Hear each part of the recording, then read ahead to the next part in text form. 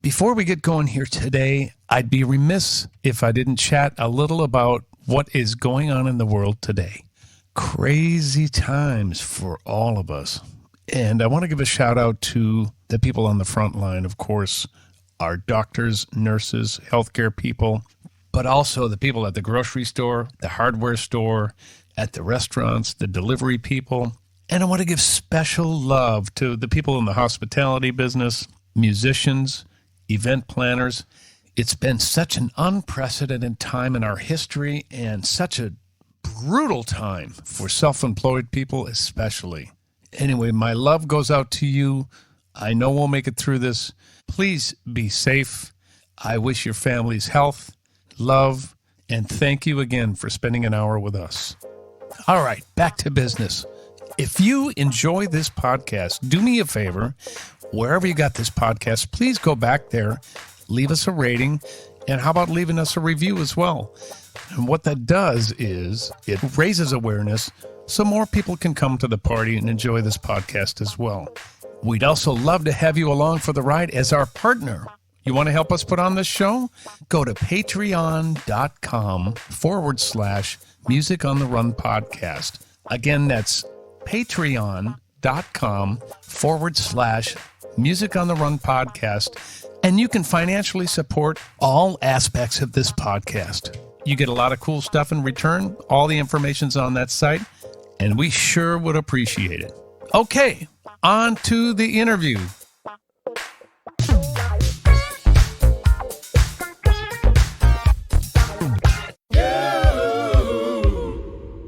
Hey everybody, St. Paul here, and welcome to episode 13 of Music on the Run. And this is our first Zoom interview from the famous Peterson basement here.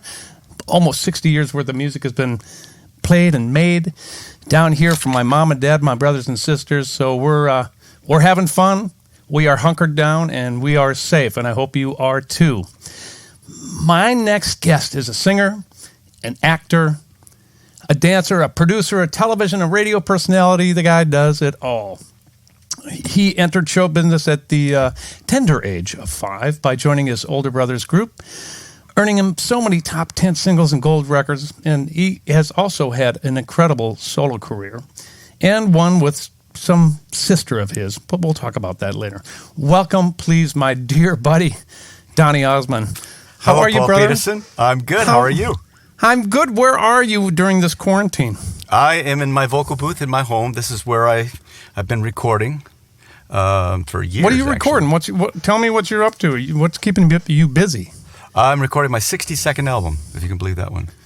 I'm How trying do to you beat do Elvis. that? Well, it's one a year since I was born. I came out of the womb with a recording contract, and so that was record one.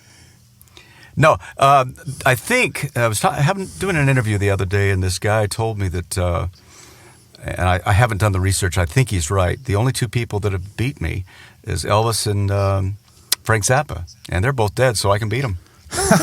Oh, yeah, you have going for you. I got going for me. I thought Slim Whitman might have you beat, but not Slim Whitman. But that's a whole other category of music. Have I told you lately? We don't want to sing that way. Oh, yeah. Okay. So I get. How's your family? First of all, let's. Everybody's doing great. Are you talking about my sibling family or my wife and children and grandchildren? Well, let's talk about your immediate family, your wife and your children and your grandchildren. Everybody's great. My wife and I are about to celebrate our 42nd anniversary. No. Yeah. So that's unbelievable. We're going to go up to Sundance. They had this little thing, and we tried it the other day. It's called Cafe. Hold on. Let me look at my. It's really cool. It's really cool. Wait, hold on a second. Car Cafe. It's called the Car Cafe at Sundance. So because of the coronavirus, all the restaurants are closed. So you make a reservation online, and you drive up. They have a little parking spot for you. You can't get out of your car, but they bring the food to you. It's like you're in the restaurant, but you're in your car. It is so good. The scenery up there. You've been to Sundance. Yeah, of course. That's what we should do? We should set up a stage and do a concert there. Drive-in concerts. Come on, baby. Bada bing. How fun would that be? That would be so fun. I'm done, huh? Okay, well, set it up. Bada bing, done. Have you seen not your wife, but you've seen your wife. How about your children? Have they been able to come over for a socially distant visit, or how does that work? Yeah, we try to keep it as small as possible, and they all visit at different times. Yep. But like for instance, yesterday my brother Jimmy brought his family over. We made sure it wasn't over 10. And, yeah, right. Of course. But my kids come over. My grandkids come over. I have this piece of property next to my house, and I put fruit trees in there. You haven't been here since I did this, but it was a blank canvas when I was there last. That's right. Well, there are fruit trees now, and each tree is named after one of my grandkids. So when they come, say, "Grandpa, we got to go see my tree." So I got apple, and I got peach, and I got cherry, and I got all kinds of stuff. Oh my god! But it's so important for them to go visit their tree when they come see Grandpa and Grandma. How many grandchildren do you have now? 72. They've been busy. Those mom and siblings of you. This is quite interesting. This is interesting, Paul. Debbie and I had 5 boys, and out of the 10, no girls. Out of the 10 grandkids, only one's a girl. So we have 9 grandsons and 1 granddaughter. That's unbelievable. Who's got the granddaughter? Jeremy, my second Does son. he? Give him my love, please. I will. All your kids. I miss your kids. I remember them when they were kids. Now they're not kids anymore. They're not kids. Golly. No. Families of their own. And Don is living down, his family's living down in Austin, Texas. Great place to live. And the rest of them here, pretty close here in Utah. No, a lot of people won't know this because they're coming from a health point of view and or a running crowd. You and I are old buddies. We go way back, and probably a lot of people listening and watching right now, they don't understand that we're almost like brothers. Totally. You were my music director when Soldier of Love came out. I mean, we did the whole Soldier of Love tour together, and so many memories on stage, and just a lot of fun. I was going through some pictures the other day, and I'm sure look at this. You have something? Dug out. Oh my goodness, there's. Can you see that? I don't know if the glare is good. That's the Castle tour, wasn't it? Yeah, with 2 of your boys. Yeah. Tommy on guitar, JP, Frankie. Frank Velarde. Frank Velarde. That was the most interesting tour bus on planet Earth. We had a Mormon, a Catholic, and a Jew. A Jew. Yeah. We had an evangelist. We had a... it was the greatest. We had the greatest conversations, and that's the way it should be. Everybody was totally respectful of each other. That's the way it should be. Yeah. Frank, what happens to the mystical body when you die? You're dead. You're dead. I'll never forget that. He said, "You're dead. You're dead." Jason is such an instigator. My nephew Jason happened to be on the road with us at the same time, and Jason kind of likes to cattle prod a little bit. Yeah, and it just made such good. You got to tell Schmangy I said hi. I call him Schmangy. Tell Jason I said hi. One of the songs that we worked on is potentially going to make the album. I've written like 40, 45 songs, something like that, 50 songs, and the hardest process is narrowing it down to those 10 or 12. Oh, yeah. And one of them right now that Schmangy and I worked on could make the album. Oh, man, that's great. He'll love to hear that, but I'll tell him, but you better call him yourself. I'll He'd love to hear that. I'll call him, absolutely. Do you remember when we met? I do. Do we want to talk about this in public? I think it's time because I'm writing a book called Living with Donny Osmond. Oh my God! No, I don't remember the moment. What was that? So I was kind of meeting with your producers at the time. You were just finishing up with Carl Sturken and Evan Rogers. You were signed to Capitol, I believe, and I think I was either signed to Capitol or on my way over to Atlantic as st. Paul. A solo artist. You were. So I went into the studio. You were sitting on your head on a couch. Mm-hmm. You were inverted, as usual. I didn't know this yet. Sounds like what I would be doing. And I met you, and it was like we had been buddies for our entire lives. It was just like, who are you? Oh, yeah, you're that guy. But I'll never forget it. It was an immediate connection, and we hung out, and that's what I remember. It was with Evan and Carl. Evan Carl. They wrote and produced Soldier of Love and Sacred Emotion. Talented guys. In fact, they're pretty much responsible for discovering Rihanna. Did you know that? I do know that. Mm-hmm. I do know that. Isn't that, man, what a career that girl has had. Oh, my goodness. Woo. Yeah. So do you remember? When Umbrella first came out, I remember when Umbrella, I would listen to it over and over and over again. Did I they couldn't write stop. that? I hope think they so. did. I hope so. I think so. Would you like me Yeah? to find out? Yes. Because they're so talented. Ask me some other questions. Do you remember the name of the song that we produced on your nephews after we met? Oh, I don't. Okay. What was that called? Maybe we'll give you a little. How about? Gonna wait on love. I'll wait on love. Just took a chance and you will see. Dum do do do do do never. Do do do do do do do. There you go. Great song. Great song. That was so much fun. They did not write Umbrella. Sean Carter. Dang it, man. Yeah. Well, that's But they're not good. fun. Well, I'm glad that they're good. What the heck? Oh, you know what? Let's talk about our similarities. We both have musical families. You're not the youngest. You are. Where do you fit in? 7th of 9. 7th of 9. So Jimmy and Marie are behind you, correct? They are the younger than you. So you had an absolutely super normal childhood. As normal as you can be. You know, So it's been pretty well documented how abnormal, or as the movie says, Abby Normal. Abby Normal. Abby Normal. One of my favorite movies. But I survived the whole world of show business as best I could. And no, I never went to school. I did everything through correspondence. I went to a high school in Chicago that I've never been to. I went through grade school in Baltimore, the Calvert School that I've never been to. So I had a lot of pen pals, and they were all teachers. Wow. That was how I got my schooling. Yeah, well, I did go to the 2nd grade for 2 weeks, and the 6th grade for 2 weeks, and 1 semester of college at Brigham Young University, and that's really all. So if you wear my shoes and go through that kind of experience, you understand how difficult it is to have a social life. There really is none. And then add on top of that, I would go into these concerts in arenas and just packed places, literally thousands and thousands of screaming girls, and then immediately followed by complete silence at the hotel room. I mean, you go from one extreme to the other, and that really messes with your head. I'm not going to go into all the details, but it's someday I've got to write a book and maybe write it with a psychiatrist, excuse me, whatever it is. Psychiatrist. Because you should, because... No, go ahead. It would be such an interesting case study to figure out how I got through all that stuff. And I owe it to my mom and dad.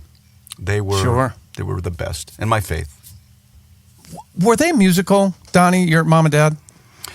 Well, my dad knew how to harmonize, and he was in a choral group, nothing professional. My mom knew how to play the saxophone. So that was my first instrument, was a B-flat soprano sax. We played saxophone on the road together. We did. I faked it and you didn't. No, I faked it too. But I had the little soprano. You did the tenor, didn't you?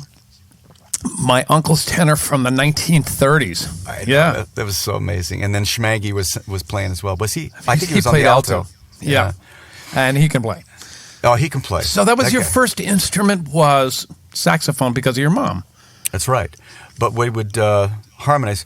When I say we, it was really my older brothers because I was so young when the whole show business thing started. I wasn't part of the group. And I watched my brothers on the Andy Williams show. And I thought, man, that looks like fun. I didn't know how much work was involved until I got into it. But I learned to sing, I guess, through osmosis or just being around my brothers and learning the harmonies and just plunking it out on the piano. And I was watching do you know who Jacob Collier is? No, one of my favorites. He's an alien, by the way. They just discovered that. I agree. He's an alien. I don't know what planet he comes from, but the I want to visit there sometime. The planet of harmony.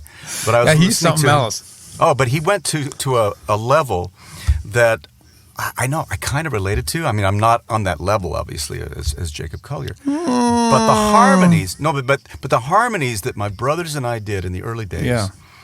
And I've posted on my social media some of the songs that we recorded without auto-tune, without doubling. Right. And I'm amazed at some of the stuff that we did. But it trained my ear, and you can relate to this with Jeannie Arlen as your mom. You know, when you're around music, you train your ear. You know what harmony is. And this video that I was watching of Jacob Collier, he was explaining the different harmonies on how you can get and how they all relate to each other. And he started at such a young age. That's the key. You train the ear at such a young age.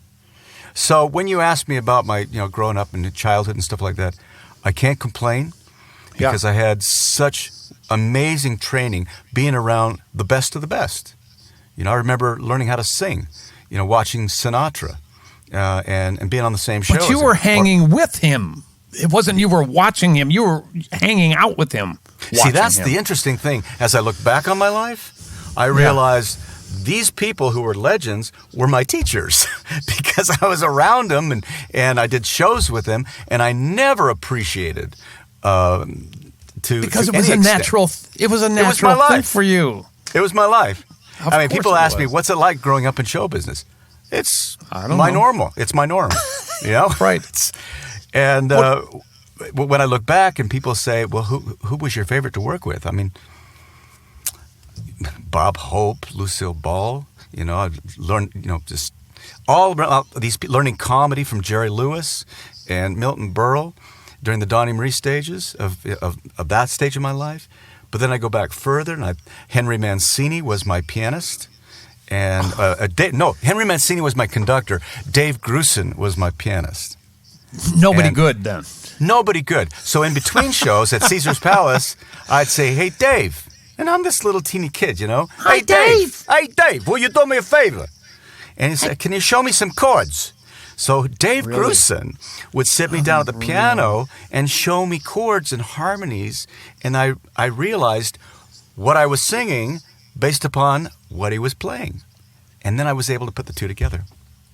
How did music choose your family? I mean, your father, you said, was semi-musical. Yeah. Your mother played the saxophone. But was there a plan? What was he formulating to thrust your brothers into the limelight? How did that come about? Pretty interesting story. And not a lot of people understand that, they just thought, well, we just decided to get into show business. Right. Can't be. It was an economical thing. No kidding. Yeah. My two oldest brothers, as you know, are hard of hearing. Mm-hmm. So we had to buy them hearing aids and batteries and take them to special schools. And so it was an economical thing where we had to pay for all this stuff. And not that my dad said, okay, you guys get to work. Right. There was just a natural tendency for harmonies, and one thing led to another.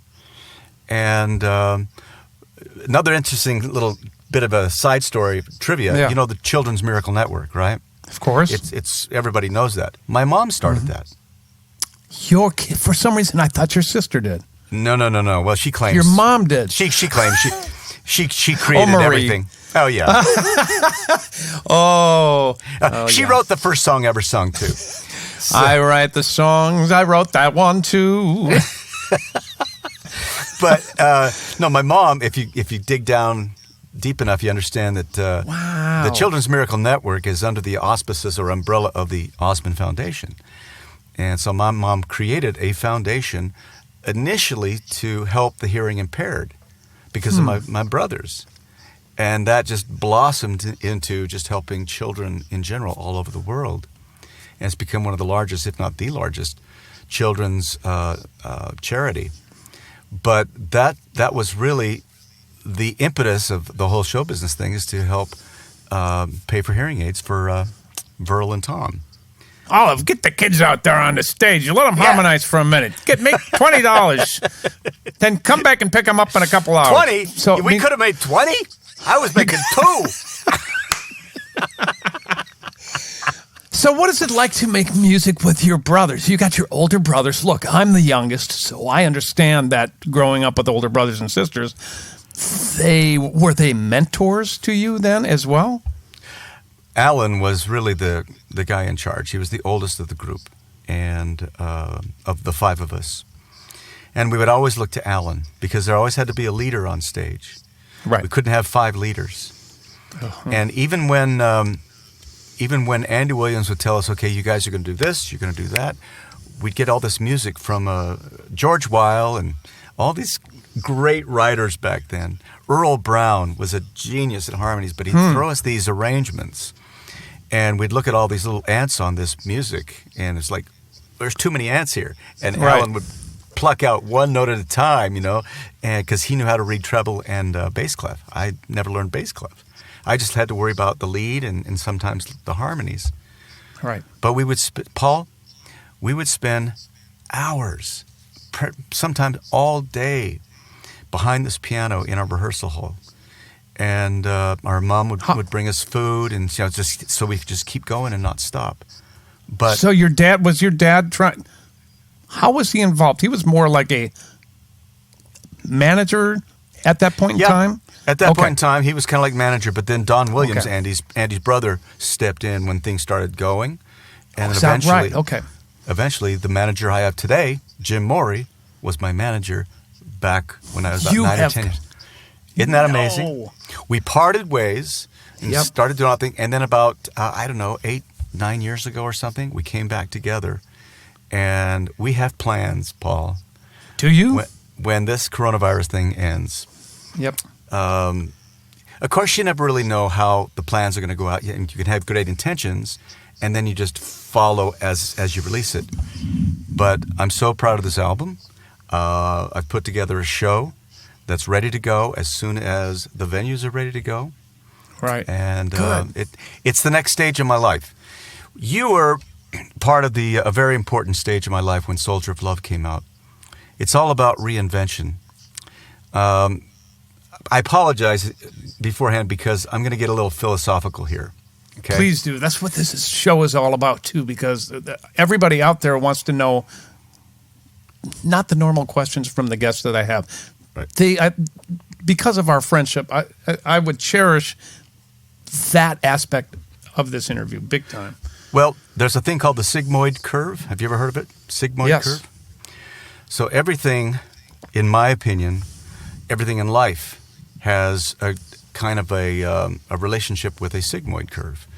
I'll draw it in your way. A sigmoid is like an S. It comes up and then it goes out. So a career is the same way. You're trying, you're building, and all of a sudden, if your product is good, which you got to make sure, it'll catch if you have the right momentum. And then everything's got a lifespan, and it peaks. Donny and Marie in Las Vegas, we experienced that. Let's see. So many things are rushing in my head. Yeah. Let's go to Donny and Marie for a second. So we went there with a 6-week contract, and we ended up 11 years later saying, okay, we have to reinvent something. But within that sigmoid curve of Donny and Marie, we were peaking, right? Okay. So we created another sigmoid curve, and that was change the show. We got repeat business time and time again. And matter of fact, during meet and greets, a lot of people would say, this is our annual pilgrimage. We go on a trip, and the destination is Donny and Marie. In fact, this one couple said, this is where we have spent all of our anniversaries for the last 11 years. This was what we do. And now that you're leaving, we'll have to get a divorce. Because we have no place to go. And you're responsible, young man. I'm responsible. But the sigmoid curve was part of it. The reason I'm getting into that whole philosophical thing is that I'm starting a new sigmoid curve as soon as the coronavirus thing is over. Some of the people I'm writing with, do you know who Amy Wadge is? I don't. Amy wrote Thinking Out Loud with Ed Sheeran. Man. Just amazing writer. She's so prolific in her lyrics. So I sent her an idea. I met her last January in Los Angeles before the whole Corona thing hit. Mm-hmm. And she lives in Ireland, and she said, I want to do a song with you. I want to write with you. So I said, I'm going to come up with a concept, and I'll send it to you. I finally came up with it last Saturday in the shower. So I'm singing. Of course, it's where everything is invented. Either that or some other portion of the bathroom. That's true. The bathroom is probably the most important room in the house. Yes. But I came up with this idea. I started singing, and Debbie was in the other room, and she heard me sing. She says, "Hey, what is that?" And I'm not going to sing it for you right now, but I said, I think this is the idea. And I came up with the lyric concept, and so I Zoomed her. And sounds painful. It was enjoyable. So she lives in Ireland, so I Zoomed her over in Ireland, and I said, I think I've got an idea. And so, I mean, as you know, this is how things work. Sometimes it's painstaking, but other times songs write themselves. This song is currently writing itself. And so I sent her the idea. She sent me some lyrics back. I put it down a track and a rough vocal, sent it to her. She says, "Oh my goodness." And she sent me something, and now it's in my court. So right after this interview, I'm going to lay down a vocal for this idea, and I think this is going to be what I will consider the killer ballad on this album. There's some funk on it. There's some, I just did a song that, you know who Charlie Puth is? Mm-hmm. So I could hear Charlie singing this song. Right. But I'm singing it. Hello. Thank you. So what I'm doing here is I'm not just creating an album. I'm creating a show.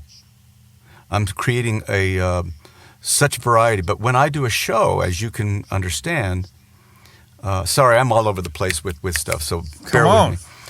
But it's just where my mind works. So it's a terrible place to be. It's a horrible place. But when I create a show, I can't just perform the album. I have such a repertoire that people are wanting to hear. I mean, you look at all the different generations. The other sigmoid curve of my life was Mulan. Let's get down to business to defeat the Huns. Well, there's a contingent of people that come to the show that want to hear that. So I give them that. There's some that want to see that and hear some of the Donny and Marie stuff. You got to give them that. Some that Pollywog.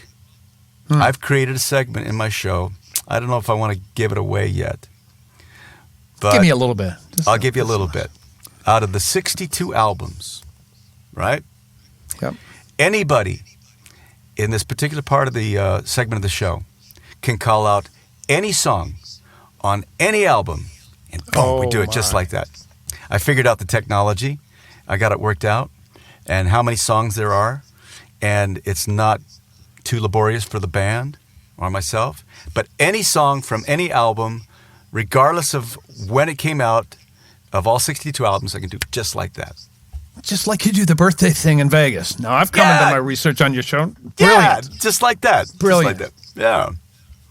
That's fantastic, you know, man. I can't wait to see what you're doing. You know what's fun for me is that as hard as it's been to reinvent myself with these different sigmoid curves, sometimes people don't allow you to get out of a curve. And I went through a period of time, and you were with me, during Soldier of Love, where I really tried hard to break the image of Donny and Marie. Or the Tuba. And it was hard. Mm-hmm. It was hard, but you know what did it? Our music. When we got up on stage and we had the most killer sound, our band was so tight that when we started playing, I get comments today that people saw that Soldier of Love tour, and people say, what got me was the music. And that probably, Paul, is the most important thing to me, because some people love being a celebrity and they'll do anything to be a star. Right. And they'll put out schlock just to be popular. And we see that in social media. Right. Then there are the artists who say, okay, hold on, is the song good? I've been through the schlock. You listen to some of the albums that I've done. You know, I did an album called Disco Train. Oh, my goodness. Oh. What was I thinking? Well, I wasn't thinking. What about...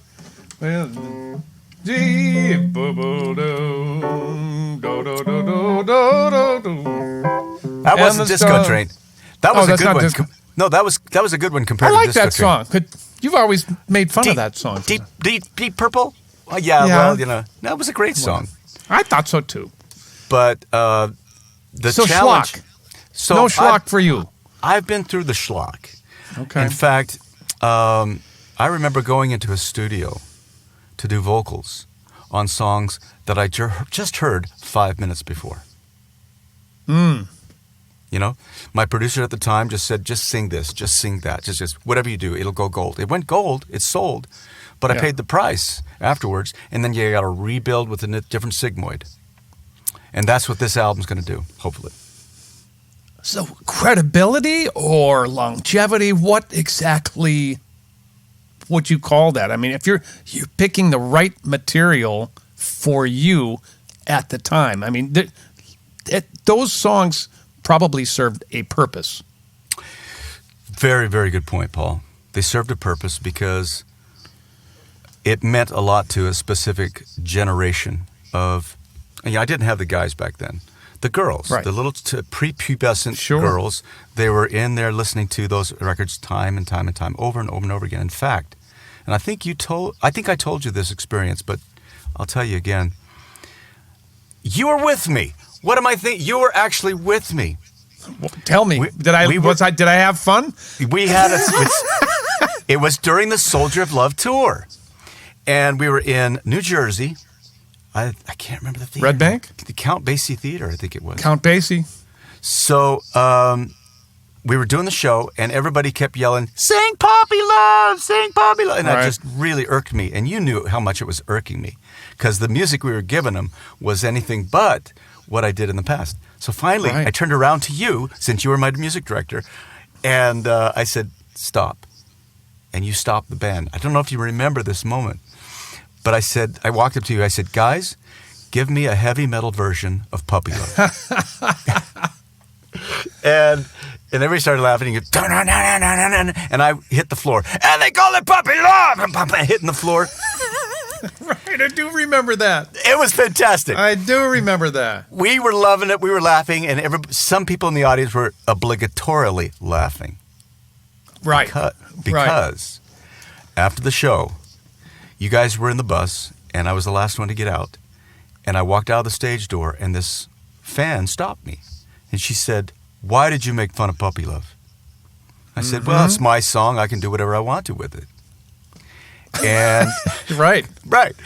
And then she said something that stopped me in my tracks, Paul. She said, "You may have had a hit with that song, but that song was a big part of my childhood memories, and you have no right to mess with my memories." Ooh. They serve a purpose. So when you say schlock, maybe at a period of time in my life, I look back and say, that's schlock. Some of the songs were just average, but it did serve a purpose. And so what I've been able to do in my life is now embrace every single one of those albums, including Disco Train. In fact, in the new show, I'll make sure that I have Disco Train ready if somebody asks for it. And I'll do an amazing version of that song. Wow. I look back, I'm sorry, I'm not letting you ask me questions, but I look back at some of the things in my life, and I've been doing this a long time. One of the hardest moments of my career was doing a show called Little Johnny Jones. It was a Broadway play at the Alvin Theater. It's not called the Alvin Theater anymore. I think it's La Fontaine. But we opened and closed the same night. Whoa. When you open and close the same night on Broadway, that just didn't go away. That becomes part of your history. Sure does. Failure. It was a huge failure. And it was that point, and now that I look back on it in my history, it was one of the most important parts of my career. Because it was then I realized I have to start a sigmoid curve. I have to start. Did you know it was that when you were doing that? No. I figured that out later. Okay, I'm going to interrupt you here because I've known you a long time. You know what you are?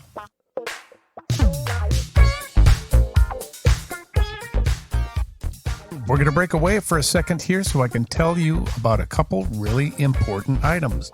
Number one, we have a brand new highlights page on YouTube. We want you to check it out. It's especially made by our intern, Jake Miller, for people who don't have quite enough time to sit through the entire video podcast. It's a great way to catch up on some great tidbits of information from all of our guests. You're going to have to search for it, I'm afraid, just simply because we need more subscribers on there in order for us to get a custom URL. But it's Music on the Run Highlights. You know what else is on there, you guys? A brand new feature that we've been doing strictly on Fridays. It's called Funk Friday. Got to have a little funk for your weekend. We feature great musicians, some former guests, some future guests, and it's a little 1 to 2 minute vignette of us jamming and funking out. And it's a great way to kick off your weekend. It's called Funk Fridays, every Friday. Check it out. It's on the Music on the Run highlights reel. And of course, you'll find it on Facebook and Instagram as well. All right, let's get back to the interview. You know what you are? You're competitive. That should be my middle name. No, you are. It's like, what? This closed in one night? All right, let me at him. You know, I mean, and I was going to ask you about reinventing. You already touched on it a little bit. You are such a great example of someone who has been successful, but has gone through it. I mean, look, you were a teeny bop idol selling out all over the world. That went away. Then you got to reinvent yourself because of your competitive edge. I think that kept you sharp. And then you are a doer. Well, I can't agree with you more. You are a doer. And never say die. It's got to be quality. It's got to be the best. Do you think that's a large contributor to your success? Yeah, I do. I think that's really cool that you see that, because without that competitive edge, you settle for status quo, and you hit a plateau, and you stay there for the rest of your life. And maybe that's something you want to do. That's fine. I can't do that. I always have to climb another mountain. There will be a day where I don't want to climb any more mountains, but there'll be something else in my life where I'm competitive, but I do have to win. You sure do. Not at any price, you know. Because those kinds of people lose sight of the most important things in their life. Their family. You know, that's the first thing that they'll lose with that. Right. I got to win at any price. But you know, we talked about Little Johnny Jones, and it was the impetus for change. In fact, it was about 10 years almost to the month from that closing to the opening of Joseph and the Amazing Technicolor Dreamcoat. And I opened with a 6-month contract. Is this mid-90s? Mid-90s? 92. And we closed in 82, I believe it was, in Johnny Jones. Wow. And I had a 6-month contract, and I thought, how are we going to do this for 6 months? 6 years later, I thought, I got to do another sigmoid. I got to figure out what I'm going to do next. And that's when we went and did the television show that you were part of with me, with the Donny and Marie Talk Show. You were part of a lot of very important things in my life, Pollywog. Well, I'm your little brother. I mean, I'm honored about that. I'm telling you, that initial connection that we had in New York is, I don't take that for granted. I mean, I don't need to talk to you for months, but when we talk again, it's like no time has passed. That's so true. It really is. And that is a luxury. It's a wonderful friendship, and you and I are lucky to have that. We are. I think. We really, especially in show business, because a lot of things in show business are fake, aren't they? Boy, are they ever. Yeah, there's so many fake people. You mentioned something to me that I want to, unless you were right in the middle of a story and I interrupted you. No. When I say this name, I want you to tell me what this person means to you. Debbie Osmond. She saved my life. Literally. I was in a bad place. How so? A little while ago, I mentioned the fact that I would go from these huge arenas of thousands of screaming girls, to a hotel room that was just complete silence. And because of my faith, my religious background, obviously I didn't fool around until I was committed to somebody and got married. So I didn't have the social aspect that a lot of other people had, we talked about earlier, by not going to school. So I had some really difficult times in my life of loneliness, I guess is the word I'll use. And she came along when I was 16 years old. She was 15. 16. Yeah. And I really needed that. I mean, we had a very close family, but I needed that companionship. And so we dated for 3.5 years secretly. And yeah. And finally in 1978, we got married. And what were you, 12? Yeah, I was barely 12. No, I was barely 20 and she was 19. God, we were little babies. And we started our family.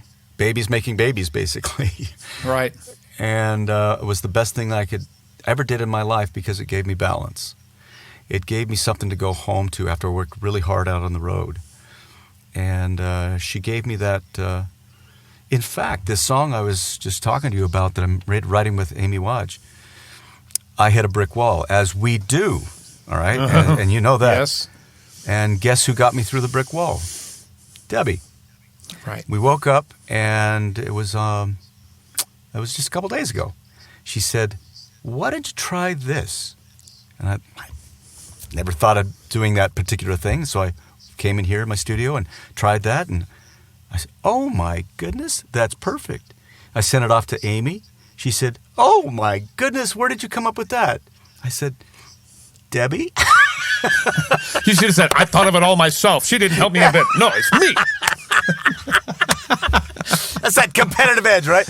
No, that's right. No one helped me. She's been able to give me a different perspective on life when show business can really give you a twisted perspective on many subjects. You know, I love what I do, Paul. We love getting out on stage. We love creating music. That's what you and I do in our lives. Right. But without our wives, we don't have that stability, that sure foundation. And, that is the word. Yeah. That is, you hit it right there. Yeah. So. Yeah. Thanks to them. She's something else. How many years now? What did you say? 42. I'm coming up on 30 in October with Julie. You'll never catch me. No, I'm not going to catch you. But congratulations to you. Well, thank you, and to you, you too as well. And it's not easy, you know. You hit those difficult times, but it's worth it. You know, Julie always says something to me, and we've seen some of our friends go through this at our age, where they're splitting up. Yeah, and I'm just like, really? Things are worth fighting for and working out. In my opinion, I mean, I'm sure there are situations where that's the only alternative, and my heart goes out to those individuals because that's the only alternative they have. Mm-hmm. But sometimes you've really got to work hard, because if you work hard and you receive the benefits, you appreciate the benefits so much more. Big time. Hey, I want to bring you back to 1998 when I was in. It was the Donny and Marie television show. Yeah, 98. Is that right? We started at 98, and no, 90 end of 98. I think you're right. Is when we started. Okay, so you called me on the phone. We're buddies, and you said, "Pollywoggle." Of course, that's my name. In case you didn't realize that. Pollywoggle. I'm going to do a television show. Do you want to come out and play bass? And I had young kids at the time, and I looked at Julie. I was like, I so want to say yes. I didn't say a word to her. I looked at her, told her the situation. I said, honey, Donnie just asked me to move to L.A. and do a television show with him and his sister. And I thought for sure she was going to say, absolutely not. She said, as long as you get me help, you go there, because otherwise you'll regret that you didn't do it. So she was instrumental in, and again, we're talking about our wives again. That's right. She supports, our wives have supported us in a goofy business, but that time out there and hanging with you, not only musically, but also we were roommates for a short amount of time, which was unbelievable. Pollywoggle, why don't you just come over here? I'm never here. I fly back home all the time. I'm like, okay. That was unbelievable. But Great one times. thing is the reason I bring that up, buddy, is that at that point in my life, I was still a little bit of a wild man, partying and doing all sorts of stuff. And you were gone. It was the NAMM show, and I got pulled over and got a DUI. I remember this. I was mortified to tell my roommate, and who happened to be my boss at the time. You know, can you imagine what would be going through my brain at that? I'm like, oh, I'm going to get fired. And I think you and I spoke about it, and you wrote me the most supportive, incredible man-to-man note that changed everything, man. I mean, you really helped me through a rough patch in my life, and I love you for that and many other things. Too. But, bro, that was unbelievable. Well, you know, we talk about being friends. That's what friends do. You know, they support, and there's no facade between the two of us. And, but I understood what a hard time you were going through, especially, you know, letting your friends and your family down when things like that happen. But look at you now. Look what you've done. You pulled yourself 21 out. years, baby. Dude, I'm so proud of you. 21 years. So proud of you, man. Yeah, but you could have very easily have gone, I can't associate with that. And get the heck out of my house, first of all. What are you doing? I mean, you let me into your house drinking coffee, whatever, you know, not doing those things. And spilling that coffee on my carpet. Oh, my God. Do we want to open up that conversation? Yeah, I think. And I left that coffee stain in there for years. It was called the Pollywog area.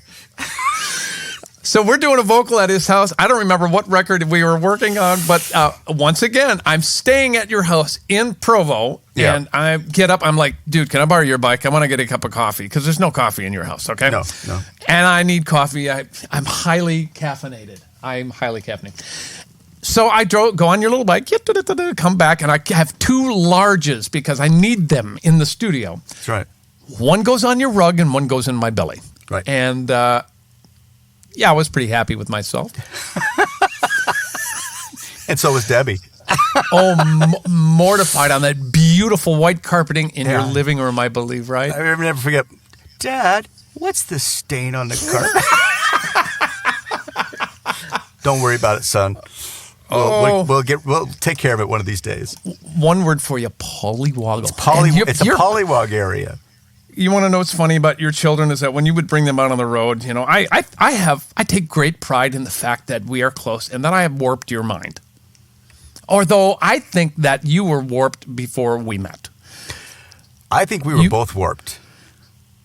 But we're strange little ducks, and we egg each other on, and it's hilarious, and it just goes to show you that you know, we have a good time when we're together on the road, and that's what it's all about. And one of the things with music on the run is how do you survive being on the road? So let's move into that aspect because actually this is called Music on the Run, and one of the things that we want to talk about is survival on the road.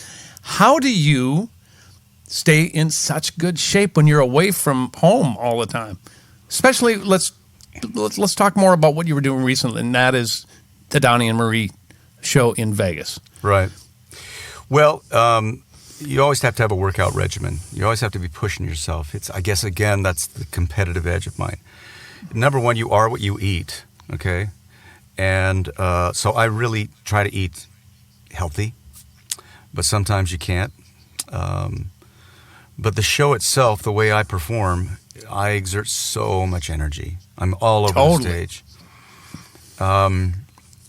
I'm not as crazy as what Mick Jagger used to do, but I'm pretty close to just like, I mean, I'm dripping with sweat after every show. When people see my performances, they know I leave it all on stage. You do, buddy. And I mean, you've experienced that. So that in and of itself keeps me in shape. But I have to point back to Joseph and the Amazing Technicolor Dreamcoat. I was in pretty good shape before I started that, but it was that regimen that I had to go through every day, and I went through every single day going to the gym except Sundays. And because when you're wearing a loincloth on stage, that's motivation to work out. I was with you during this time. I remember that. You're like, ah. Yeah. Well, wasn't that Sony Pictures, and you belonged to the gym at Sony when we were taping there, didn't you? Yeah. Yeah. I remember that. All the time. And even if I don't have a gym, I'm doing push-ups or sit-ups or something in the hotel room. But most importantly, it's about what you eat and how much you eat. You know, there's some times where I forget to eat when I'm involved in a project. I mean, you probably do the same thing. Debbie has to actually come and knock on the door here and just say, "Have you eaten today?" And I'd realize, no, I forgot. Yeah. Because, and this probably is another way of answering your question. How do you handle things on the road? Yep. Well, it would be really difficult, Pollywog, if I didn't enjoy what I do. And if it was a real challenge to get out there on stage. Now, sometimes, and you know, you've experienced it as well, you're sick, you don't feel good, and you're tired, whatever, and you have to get out there on stage. But there's something that happened to me during the first day of rehearsals of Joseph that changed my life and changed my perspective of show business. And that is Stephen Pimlott, or the late Stephen Pimlott, a great Shakespearean director, directed Joseph and the Amazing Technicolor Dreamcoat. And we started talking philosophically about the show and how I'm going to approach this show. And he started asking me about the early days, as you did, of performing with my brothers. And I said, basically, in a nutshell, you know, these people, they bought a ticket, and it's my job to entertain them and turn on as soon as the curtains open. He said, "What? Stop." I said, "What do you mean?" He said, "You got it all backwards." Really? He said, "It's not your job. They bought a ticket for that seat. They didn't buy you. Your only job is to go out there and have a good time. And they're lucky enough to be able to peek into this world that you're having a blast in." Wow. That whole perspective changed everything for me. So when I go on stage now, and sometimes, you know, I work, and you have to work hard. But you have to stop and you say, are you enjoying what you're doing? Sometimes they're here in this vocal booth. I get so frustrated. Why isn't this idea coming? Why isn't this song developing the way I want it to? And then I stop and say, are you enjoying being who you are? Are you enjoying what you're doing? So Perspective, baby. Yep. And so when you say, how do you survive out on the road? It's hard being away from home. It's hard, you know, going from hotel to hotel, waking up. And what city am I in now? You have to look at the, you know. But then you say to yourself in those hard times, do you enjoy this? Here's another little tidbit of information. There's nothing like failure, like little Johnny Jones, as we talked about earlier. There's nothing like those moments to make the sweet moments better. And during those difficult moments out on the road, you stop and think, how did you feel during the closing night of Little Johnny Jones? How did you feel when you released this record and there was no action at radio? How did you feel when all of these things have to come into your mind and say, get perspective on what you're doing. You're going out on stage and you're creating music. You're taking You're taking these people in the palm of your hand. I remember watching Elvis Presley in Vegas. He had the audience right in the palm of his hand, and I studied him. How is he doing this? He's having the time of his life because he's the king on stage. And people are just lucky enough to be able to peek into that world. And all of these things, because of experience in my life, has taught me, be grateful. Yeah, you're out on the road, and it's hard, and it's all this stuff. You're making music. You're making people happy. Another quote that Stephen Pimlott gave me, he said, this will change your whole life. Just this saying right here. Are you ready? The theater is a place where people come to dream in public, and you're in charge of that dream. Oh, is that beautiful? Isn't that prolific? Oh. And when you walk on stage and you realize, I'm in charge of this dream right now. You know, you take it seriously, at least you should take it seriously, and then you start singing, and then you create music. And I mean, sometimes I just close my eyes when I sing, and some people think, you know, open your eyes, whatever, you know. No, I go into another world. You've experienced that. Every musician has experienced that. It's another language that we start speaking. And all those people in the audience. Everybody understands it. That's exactly. the key. It's a language that everybody understands worldwide. And so many people would love to be in your shoes when you're there on stage creating music. You know what, Donnie? Billy, the Planet Willard, my brother, he has that same philosophy, and he's, of course, taught me so much. He says, get out of your own way. Oh, man. I learned that, too. Get out of your own way. Just let it come, man. But you and I are men of faith. We allow to have that come through us and get into the people who are in that audience, because that's a gift that we've been given, man. That's right. There's no two ways about that. Let the music flow out of you. Don't get out of your own way. I love that. That's perfect. Here's another one. Here, just another Planet Willard-ism. We play. We don't work. It's not in the music business. We go to play. We play our instruments. We don't work our instruments. That's right. You know, so we play. We don't work.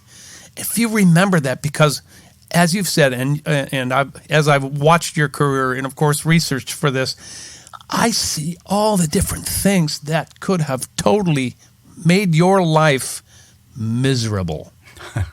And you are one of the, I must say, one of the very few people who is fairly unscathed by the whole thing because of your mental approach to it, because you realize what these things are, because you're competitive, because you want to continue doing quality, good work, because you have the support of your wife. All of these factors, in my opinion, have made you the guy that you are. And everybody says, "What's Donny Osmond really like?" And I'm like, "Go watch him. That's really him.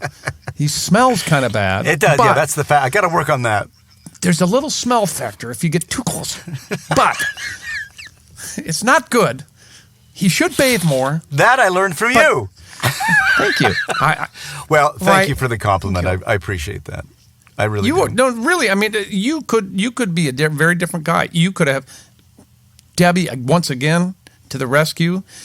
Your faith to the rescue. You could have been going through those peaks and valleys. You could have been a drug addict. Dude, I mean, so many of our friends have gone down that road. And what do you attribute to being able to be so level-headed through all that? Well, the first thing that comes to my mind, besides, first of all, thank you for the compliment, is that $5. We both are people of faith. And if you keep that in perspective, all of the things that you are blessed with come from on high. And big time. If you're grateful for it, those blessings can continue, if God willing. And if you keep acknowledging your gratefulness, you know, that God is willing to bless us and give us these talents and these opportunities. And maybe somebody would love to be in show business, but they don't have that God-given talent. Well, they've been given different kinds of talents. And as long as we can always respect deity and remember the example of Jesus Christ. I mean, I don't want to turn this into a religious discussion because so many people... No, but this is you. A personal thing, but this is me. This is you, and that's what I want. I follow the life of Jesus Christ, and he was very humble, but he wasn't weak. He was a very, very strong man. He had confidence with humility.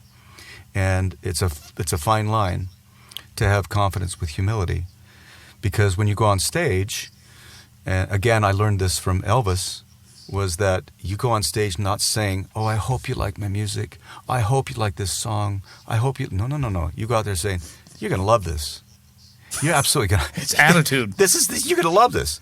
I mean, you look at a guy like James Brown, you know, with all of his problems, he came on, he was like, you know, the best on stage because he believed in them. Everyone who you admire on stage, comes out there with confidence. Some people take it way too far. I won't give you any examples that I've had with some of these individuals, but they take it way too far, and they forget that when the curtain closes, you put your pants on one leg at a time, just like everybody else. Right. I love this one experience. I love coming home and doing the domestic things, taking the garbage out, mowing the lawn, just doing the things that everybody else does, right? I don't have servants to do all those things. But you're a gearhead, and you like wiring your studios. You like gadgets. You like mowers. You like that everything. kind of stuff. You're into that. I was on my mower. This has been a long time ago when Mulan first came out. And I was out mowing on my lawn, and this little neighbor kid named Tanner, he comes walking home from school with his backpack on, and he waves, "Hey, Uncle Donny!" All the little kids in the neighborhood call me Uncle Donny. Uncle Donny, I shut the lawnmower off. I said, "Hey, Tanner, how you doing?" He says, "Hey, last night I went and saw that movie, Mulan. You were great. You should do more of that. You'd be a star someday." And I thought, out of the mouth of babes. I love that. I love that. You know, just it keeps you humble.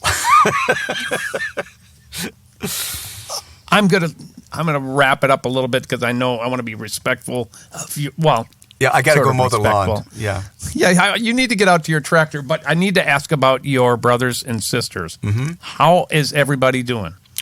Well, they're all getting up there in age, obviously. Yep. So are you, by the way. Yeah, so am I. But you'll always be older than me. Yeah, I knew you were going to say that. Well, but everybody's doing great. Oh, by the way, wait. What color is my shirt? What color is it? You know, I wore this. You know, I've worked with two guys who have a color associated with them. Mm-hmm. Purple, that is, Prince, and you. Yeah. So but see, for you, my darling. Here's the thing. I had purple long before Prince claimed purple. But he's... So I played with the originator then. I know. And I'm honoring you. I'm honoring you today with the purple shirt. I'll never forget meeting him. And obviously you knew him better than I did, but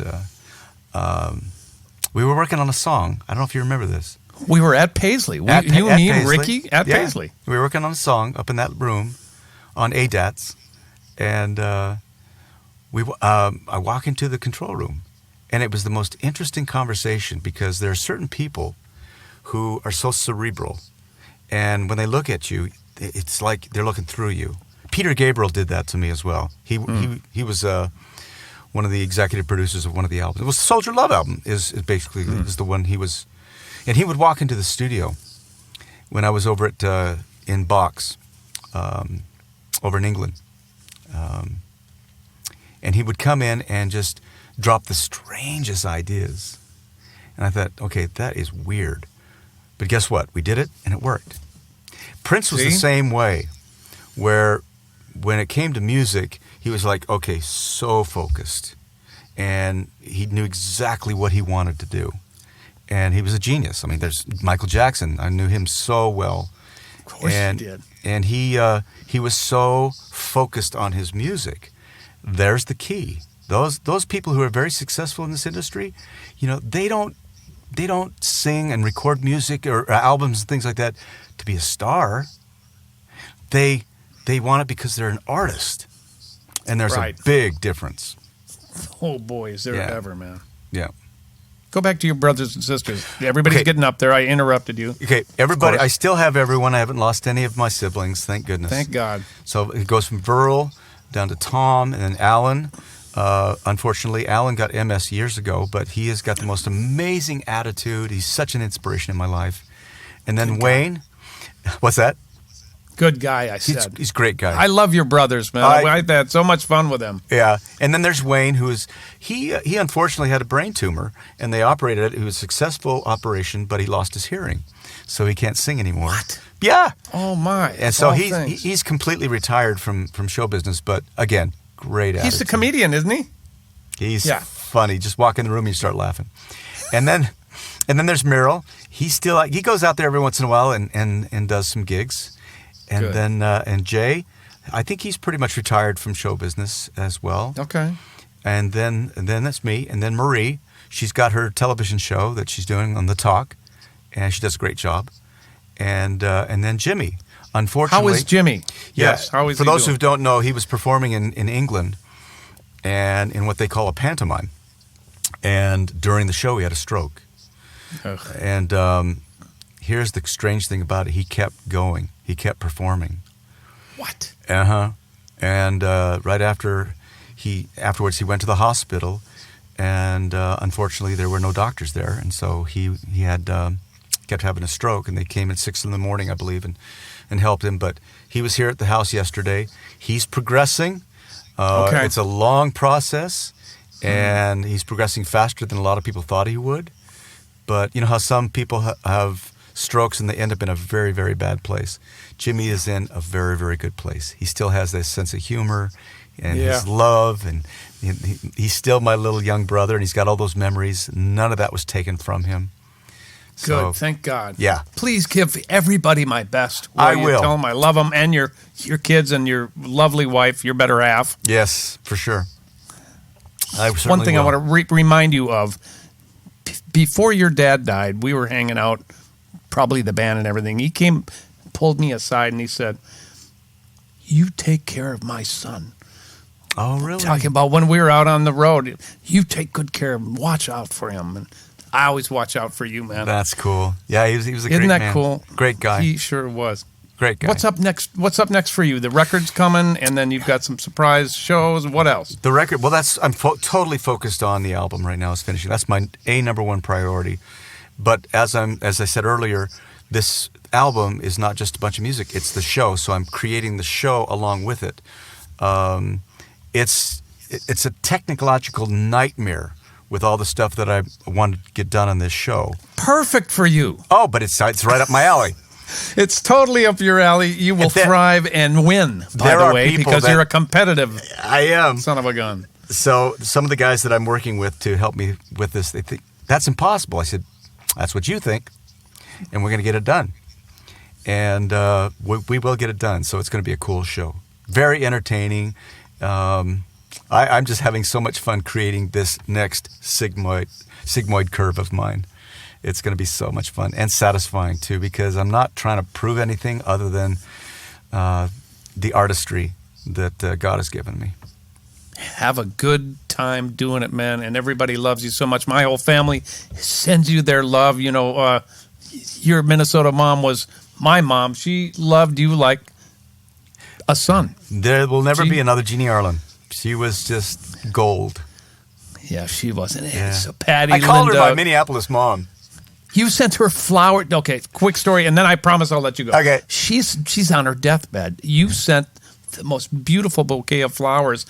Mom was drifting in and out of consciousness. Yeah. The nurses brought this in, and I think someone asked her, one of the nurses asked her, "Who are those from?" And she went, "My son, Donny Osmond." And they were like, "Sure, that's nice. Isn't that cute?"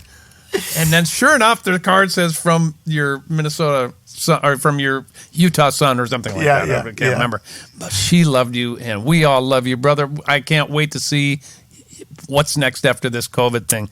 Say hello to everybody for me, and thanks for coming on Music on the Run. I sure appreciate it. Thanks, Pollywog. All right, that's it. Music on the Run was hosted by yours truly, St. Paul Peterson. Edited and produced by my buddy Davide Raso.